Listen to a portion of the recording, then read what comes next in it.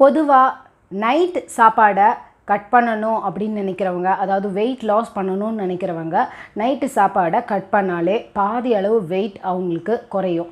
அப்படி நைட்டு சாப்பாட்டை கட் பண்ணுறவங்க இப்போ நம்ம பார்க்க போகிற இந்த ரெசிபியை அவங்களோட நைட் டின்னராக எடுத்துக்கிட்டாங்கன்னா மார்னிங் அந்த டயர்ட்னஸ்ஸே இருக்காது. அதுதான் பொட்டேட்டோ சூப். இந்த சூப்பை ரன்னிங் போகிறவங்க, ஒர்க் அவுட் பண்ணுறவங்களும் ஜாஸ்தி எடுத்துக்கலாம்.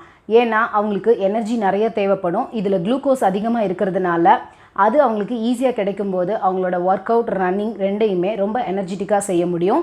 அப்படி ஒரு பொட்டேட்டோ சூப்பை தான் நம்ம இப்போ பார்க்க போகிறோம். வாங்க அதை எப்படி செய்கிறதுன்னு பார்க்கலாம். நான் உங்கள் லக்ஷு, நீங்கள் பார்த்துட்டு இருக்கிறது ஆயுஷ்மா-ஹெல்தி லைஃப்.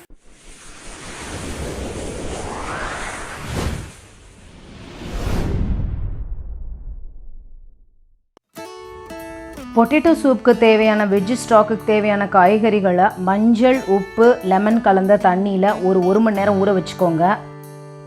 வெஜ் ஸ்டாக்குக்கு தேவையான காய்கறிகளை பெருசாக கட் பண்ணி ஒரு பாத்திரத்தில் போட்டுக்கோங்க. உங்களுக்கு பிடிச்ச எல்லா காய்கறிகளும் போடலாம். கேரட், கேப்சிகம், சௌ, முட்டைக்கோஸ், எந்த காய் வேணாலும் போடலாம். பீன்ஸ், எல்லா காயும் போட்டு, ஒரு தக்காளியும் போட்டு, ஒரு வெங்காயத்தில் ஒரு பிரியாணி இலையை வச்சு கிராம்பை வச்சு அதை கவர் பண்ணி அதையும் முங்குற மாதிரி அதுக்குள்ளே போட்டுருங்க. ஒரு பச்சை மிளகாயும் அதில் போட்டுருங்க. இப்போது ஒரு கவரை வச்சு அதை மூடி ஒரு 15லேருந்து 20 நிமிஷம் அந்த தண்ணி நல்லா கொதித்து அந்த காய்கறியோட சத்து அதில் இறங்கணும். இப்போது காய்கறி நல்லா வெந்துருச்சு. இதில் தண்ணியில் அந்த சத்து ஃபுல்லாக இறங்கிருச்சு. இப்போது அந்த தண்ணியை மட்டும் தனியாக வடிகட்டி நம்ம எடுக்க போகிறோம். இதுதான் காய்கறி தண்ணி, வடிகட்டி தனியாக எடுத்தாச்சு. இதை இப்போ நம்ம தனியாக ஒரு பாத்திரத்தில் எடுத்து வச்சிடலாம்.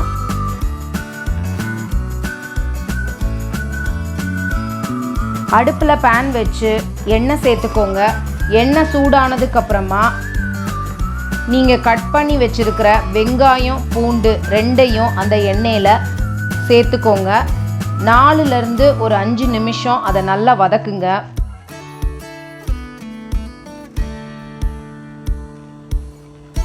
வதக்கும் போதே கொஞ்சமாக உப்பு சேர்த்துக்கோங்க, சீக்கிரமாக வதங்கும்.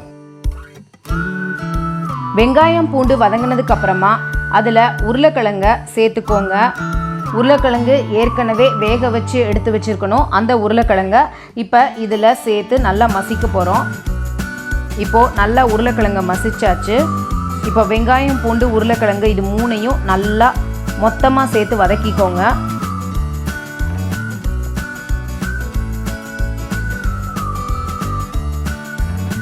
இப்போது வதக்கின வெங்காயம், பூண்டு, உருளைக்கிழங்க நம்ம பிளெண்டரில் போட்டு பேஸ்ட் ஆக்க போகிறோம். இப்போது பேஸ்ட் ஆக்கியாச்சு.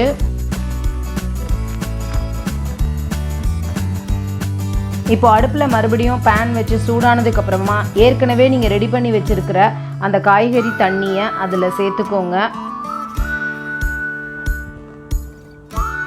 அது சூடானதுக்கப்புறமா அதில் நீங்கள் அரைச்சி வச்சுருக்கிற அந்த உருளைக்கிழங்கு பேஸ்ட்டை அதில் சேர்த்துருங்க. ரெண்டும் நல்லா ஒன்றாகிற வரைக்கும் நல்லா மிக்ஸ் பண்ணிக்கோங்க.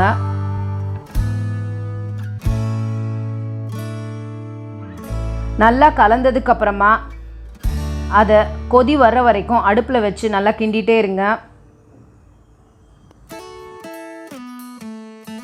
இப்போது சீரகம், மிளகை நம்ம பொடிக்க போகிறோம். கொஞ்சமாக சீரகம்,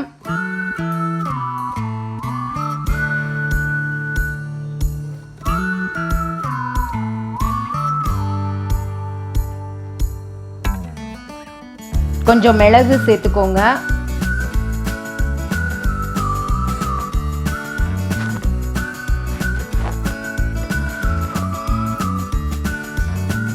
இப்போது அதை நல்லா பொடிச்சுக்கோங்க.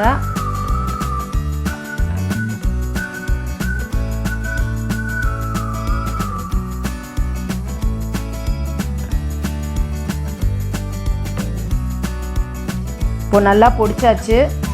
இந்த பொடியை எடுத்து கொதிச்சிட்ருக்கிற உருளைக்கிழங்கு சூப்பில் தூவி விடுங்க. சீரகம், மிளகுத்தூள் அந்த சூப்பில் நல்லா கலக்கிற மாதிரி அதை கலந்து விடுங்க. நல்லா கலந்ததுக்கப்புறம் ஒரு 2 நிமிஷம் அடுப்பில் வச்சுட்டு அடுப்பை ஆஃப் பண்ணிடலாம். இப்போ சூப் ரெடி ஆயிடுச்சு. அதை ஒரு பவுலுக்கு ட்ரான்ஸ்ஃபர் பண்ணி வச்சுருக்கோம்.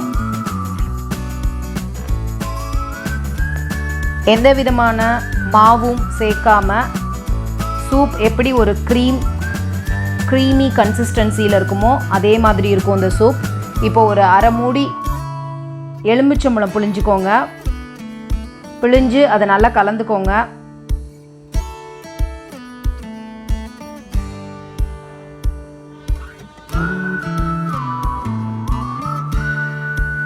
சுவையான உருளைக்கிழங்கு சூப் ரெடி ஆயிடுச்சு. இப்போது பொட்டேட்டோ சூப் எப்படி செய்யறது அப்படிங்கிறத நம்ம பார்த்தோம் இல்லையா. நீங்களும் கண்டிப்பாக இதை வீட்டில் செஞ்சு சாப்பிட்டு பாருங்கள். ரொம்பவே எனர்ஜெட்டிக்காக ஃபீல் பண்ணுவீங்க. இந்த வீடியோ உங்களுக்கு பிடிச்சிருந்ததுன்னா லைக் பண்ணுங்கள், உங்கள் ஃப்ரெண்ட்ஸ்க்கெலாம் ஷேர் பண்ணுங்கள். நம்ம சேனலை இன்னும் சப்ஸ்கிரைப் பண்ணலைன்னா கண்டிப்பாக சப்ஸ்கிரைப் பண்ணுங்கள். தேங்க்யூ.